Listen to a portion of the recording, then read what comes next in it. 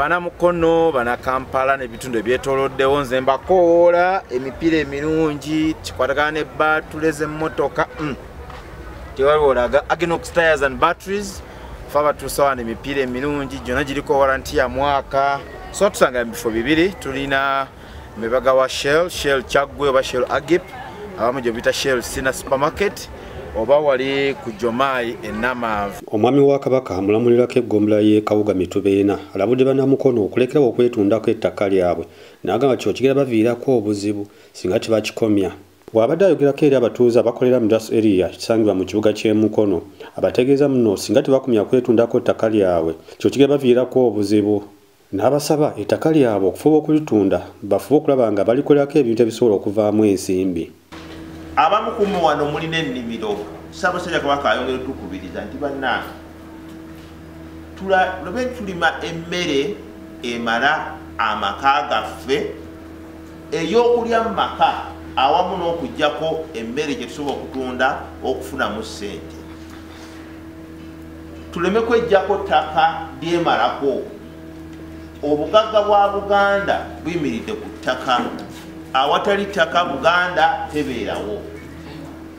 Bwe bwoba olina yeeka zo 50 mu kyalo waakiri oba tosobola zikozesa nga ggwe tozitunda zipangise omanyi nti ekiseera kijja kutuuka emyaka 5 giggweko emyaka 10 giggweko ettaka libe nga lisibeera liriyo omwana wo omuzzukulu n'omuzzukulu w'omuzzukulu ettaka eryo aliganyulwemu. Tuleme kwemalako ttaka nga Buganda ettaka ligenda naye ate nga waliwo ensonga endala oyinza wesanga alina ettaka yeeka 2 n'okagamba nti liri Kyaggwe wano naye agenda mu katale n'agula enkota y'ettooke n'agenda mu katale n'agula muwogo n'agula lumonde n'agenda mu katale n'agula kiro y'embuzi naye nga kuyiika ebyo osobola okululako embuzi bw'ogamba nyakulyako n'oleetera akabuzi kalaamu n'ossa mu fridge osalako mpola.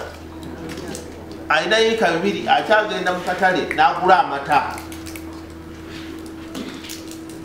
Okuggyako nga Buganda tuzzeeyo ku kukola eyaffe ey'edda okukolera ddala n'amaanyi kyekyo kyo tusoboza okudda ku ntikko. Tebulwa tugenda kudda ku ntikko mu bigambo. Matovu okwogera bino abadde alambula abantu ababeera mu muluka gw'Entaawo era nga muno agenzeko no mu maka g'omugenzi yali Archbishop wa Church of Uganda Livingstone Mpalanyi Nkooyooyo ngeno asanzeyo Lufi Nkooyooyo asiimye nnyo obukulembeze bw'eggombolola lino okulaba nga bufuddeyo nnyo okulambula abatuuze mu kitundu kino.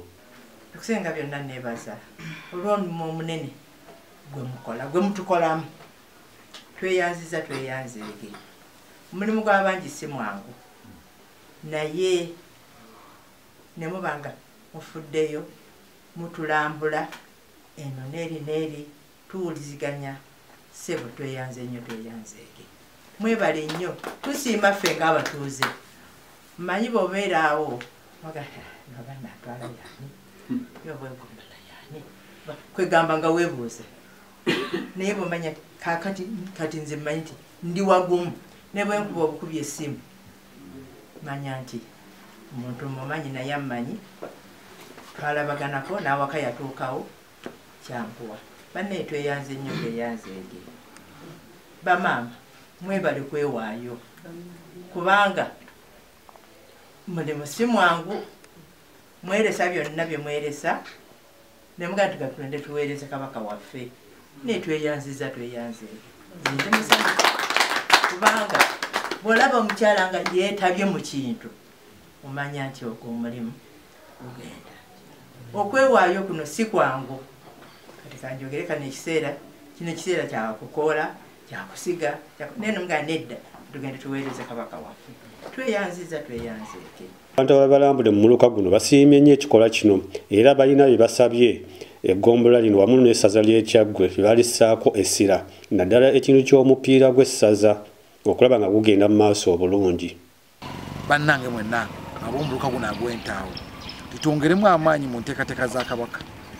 Ssaabasajja Kabaka atukubiriza okulaba nga twejja mu bunnya obw'obwavu era tukolere wamu okulaba nti tuzza ekitundu kyaffe mu maaso era okusinziza okulamba okuno gwe kuzze nti omwami wa Kabaka w'eggombolola Mutubeena mukulu Matovu awaledi atukubiriza era tukyalidde mu muluka guno era nkubiriza abavubuka mwenna bongere okujjumbira enteekateeka za Ssaabasajja Kabaka kubanga nga Ssaabasajja Kabaka we yatukunga tibavubuka twenyigire mu nteekateeka zonna era kirayinsa abantu olwaliro luno bitulimu tubyenyigiramu ate tubirabye era ffe tuli wamu ne Ssaabasajja Kabaka kyayongera otuwa puroguramu gyetugenda otutambulirako. Nange nsanyuse nnyo wabula nsaba Katonda yekka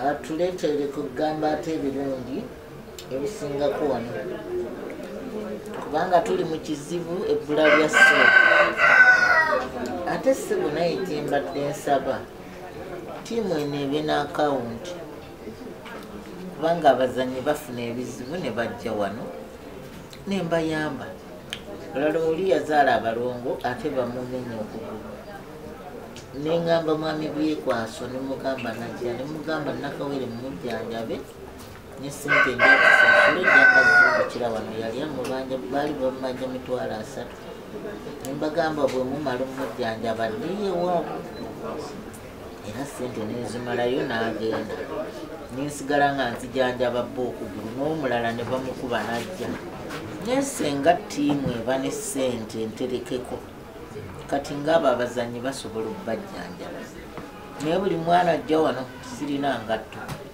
nebagamba banemundeke naye lwokuba nti obadde olaba nti akola bulungi nezigula n'omuwa genda ogula engatto kati ttiimu erina okuba ne ssente nga ziri ku akawunti ate n'abazanyi gye bava baba n'ebizibu bakadde baabwe abalala bafumbo naye nga tebabawaka ssente.